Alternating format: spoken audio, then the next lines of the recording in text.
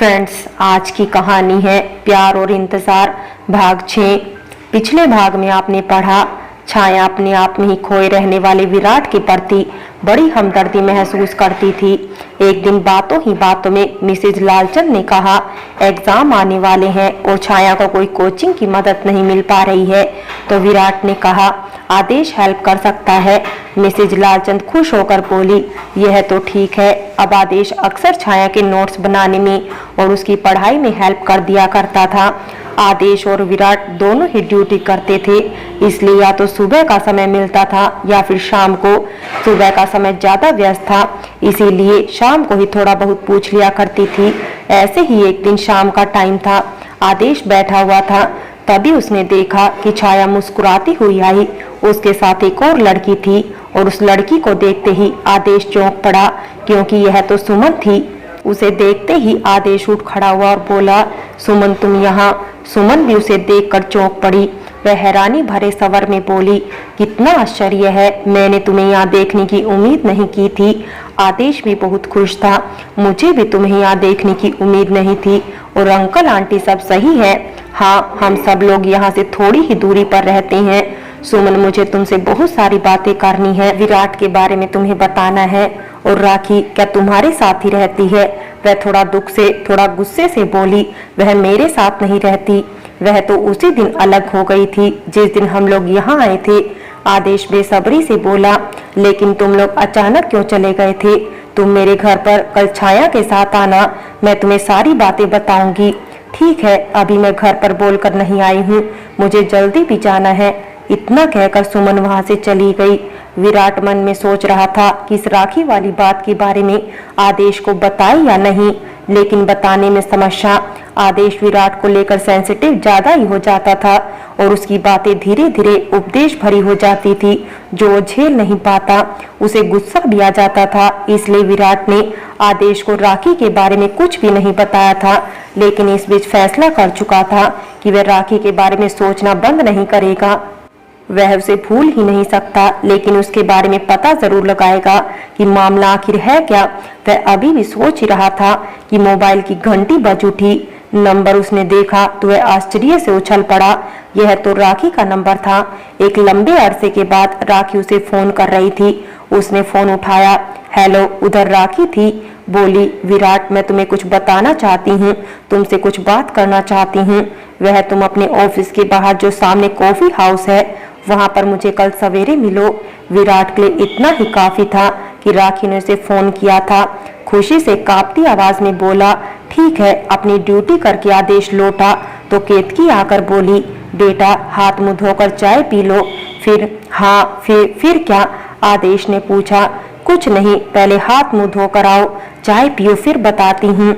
आदेश गया और फ्रेश होकर जल्दी ही आ गया। केतकी देवी उसके लिए चाय ले आई और वह चाय पीने लगा।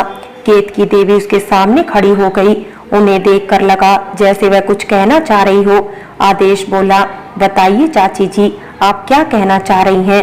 केतकी उसके पास आई और बोली, छाया 2 बार आ चुकी है, सुमन के पास जाना है। आदेश आश्चर्य के साथ केतकी का चेहरा देखने लगा और उसने हैरत के साथ पूछा, तुम सुमन के बारे में दिलचस्पी ले रही हो? तुम्हें कैसे पता? मुझे सब पता है। विराट के पिताजी के जाने के बाद कितनी ही मुसीबतें आई, कितने ही संघर्षों का सामना हमने किया। हमने हंसते हंसते सब झेल लिया। अब मेरा बेटा ही मेरी आंखों के सामने मिट रहा है, पल पल घुट रहा है, मैं ये कैसे सहन कर लूं? कहते कहते केतकी की आंखों में आंसू भर आए। वह रूंधे हुए गले से बोली, मेरा हंसता खेलता बेटा था।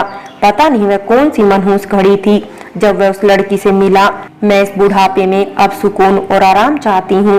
मेरी भी इच्छा है घर में बहू और पोते पोतियां हो। आदेश तुम ही कुछ करो, समझाओ उसे तो मैं उसकी शादी करूँ। आदेश खेदपूर्ण स्वर में बोला, चाची मुझे तब वह कुछ बताता भी नहीं, पर मैं जरूर कुछ करूँगा। चाय पीकर आदेश ने कप मेज पर रख दिया और छाया को बुलाने चल दिया। थोड़ी ही देर में दोनों सुमन के घर पर थे।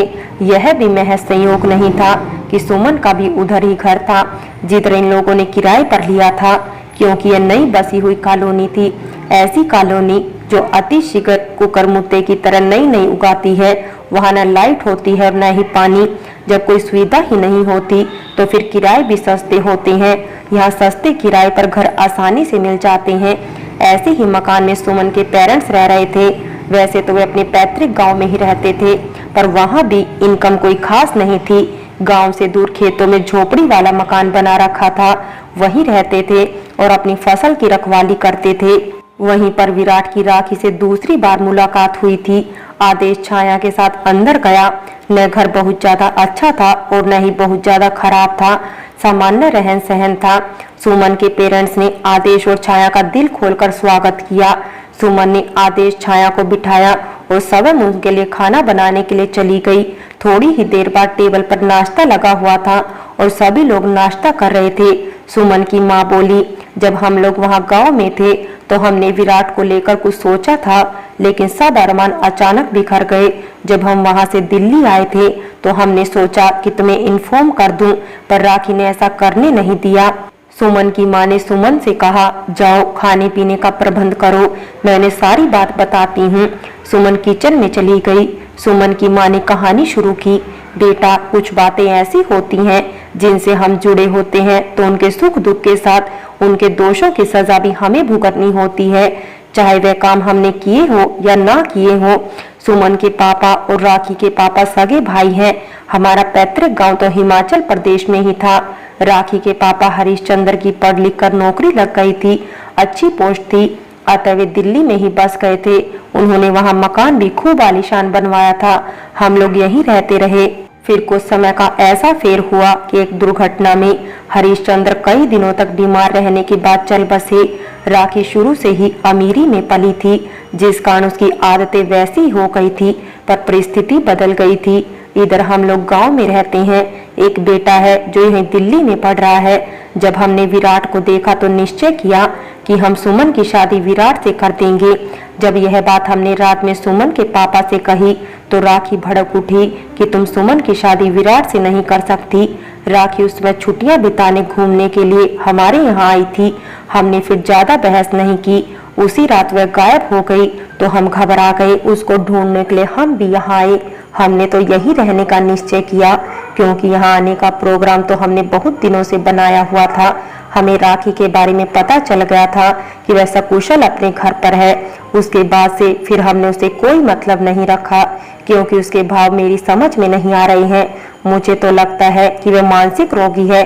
शुरू से अमीरी, लालन पालन, फिर गरीबी, उसके बाद पिता की मौत, इन सब घटनाओं ने उसके मन पर गलत असर डाला है।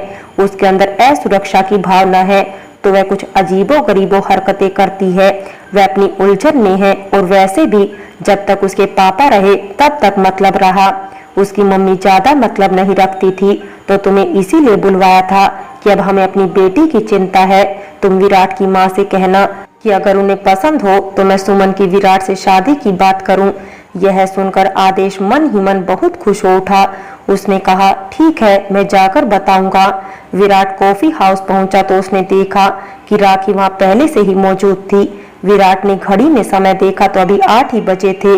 ऑफिस खुलने में अभी 1 घंटा बाकी था और विराट का तो यह हाल था कि 1 घंटा क्या, वह तो ऐसे 100 घंटे उस पर न्यौछावर कर सकता था।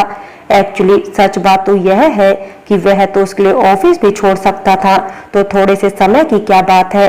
विराट को देखते ही राखी ने मुस्कुराकर विश किया। बस विराट का गुस्सा फैन की तरफ बैठता चला गया। इतने दिन की उसकी बेरुखी, न पहचानने का अभिनय करना, सब कुछ वह पल भर में ही भूल गया। धन्य है यह इश्क का रोग और धन्य है इसके रोगी, जो अच्छे भले इंसान को पागल बना देता है और इंसान क्या से क्या हो जाता है। इसी मनस्थिति से इस समय विराट गुजर रहा था। पिछला अपमान, धोखा और सारी बातें वह भूल गया और राखी को निहारता ही रह गया। राखी उसके पास आई और उसका हाथ पकड़कर उसे सटते हुए बोली, यहाँ बैठना थोड़ा अजीब सा लगता है, चलो किसी पार्क में चलकर बैठेंगे। एक्चुअली मुझे तुमसे कुछ जरूरी बातें करनी थी, इसलिए मैंने तुम्हें बुलाया था।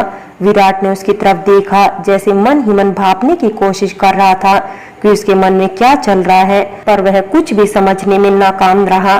ताजे गुलाब के फूल की तरह प्रफुल्लित राखी का चेहरा बहुत ही खूबसूरत और प्यारा लग रहा था। बड़ी बड़ी भंवरे की तरह काली आंखों में गजब का सम्मोहन था। आमंत्रण देते गुलाब की पंखुड़ी की तरह उसके होठ विराट के मन में एक नशा सा भर रहे थे। क्या सोच रहे हो विराट, आओ चलो। हाँ, विराट चौंक कर बोला। पल भर के लिए वह किसी सपने में खो गया था।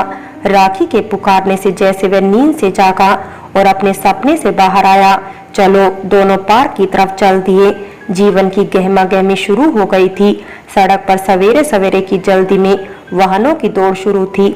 हर कोई जल्दी में था और जल्दी के कारण ऐसा लग रहा था जैसे हर कोई हर किसी से रेस लगा रहा है। दुकानदार दुकान खोलने की जल्दी में थे, विद्यार्थी अपने स्कूल के लिए जल्दी में थे, ऑफिस जाने वाले लोग अपनी जल्दी में थे। पार्क में इस समय इक्का दुक्का लोग ही थे, मॉर्निंग वॉक एक्सरसाइज करने वाले। बच्चे अपने स्कूल कॉलेजों के लिए अपने अपने समय के अनुसार निकल चुके थे। एक दो बुजुर्ग अपनी एक्सरसाइज वगैरह कर रहे थे। राखी ने विराट से कहा, बैठो। कहते कहते वे स्वयं भी एक बेंच पर बैठ गई। विराट उसके बोलने के लहजे पर बहुत हैरान था। ऐसा लग रहा था जैसे कुछ हुआ ही नहीं। विराट भी बैठ गया। फिर राखी की तरफ देखते हुए उसने कहा, क्यों बुलाया है तुमने मुझे राखी यहाँ पर? और तो और तुमने मुझे पहचानने से भी क्यों इनकार कर दिया था? राखी ने मुस्कुराते हुए कहा, रुको एक मिनट, मेरी भी बात सुनोगे या कहते ही जाओगे? विराट बोला, मैं सब बातें सुन लूंगा, पर पहले यह बताओ कि तुमने मुझे धोखा क्यों दिया? राखी गंभीर होकर बोली, पहले तो तुम यही बताओ कि मैंने कब तुमसे कहा था कि मैं तुमसे प्यार करती हूँ? विराट सब बीती बातें याद करने लगा, पर उसे कोई भी ऐसी बात नहीं याद आई जिसमें राखी ने कहा था कि वह उसे प्यार करती थी। राखी ने कहा, मैंने जब तुमसे प्यार का इजहार किया ही नहीं तो मैंने धोखा कब दिया?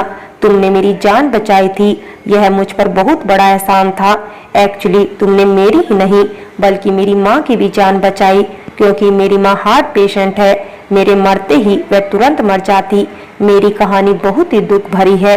फ्रेंड्स, बाकी की कहानी अगले भाग में देखें और अगर कहानी अच्छी लगी हो तो लाइक करें, शेयर करें और प्यार भरी कहानी चैनल को सब्सक्राइब करें।